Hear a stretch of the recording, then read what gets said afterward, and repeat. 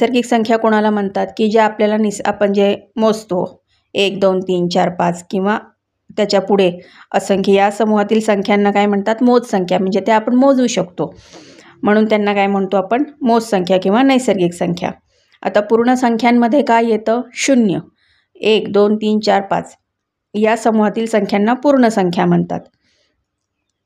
त्यानंतर पूर्णांक संख्या जे आपल्याला तुम्हाला आता नंबर लाईन माहिती आहे की नंबर लाईनच्या उजव्या बाजूला ह्या धनसंख्या असतात आणि नंबर लाईनच्या डाव्या साईडला या ऋण संख्या असतात.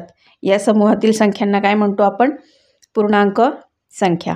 आता परिमेय संख्या म्हणजे काय तर ए ही पूर्णांक संख्या व बी ही शून्येतर पूर्णांक संख्या असेल तर a/b या संख्येला परिमेय संख्या म्हणतात.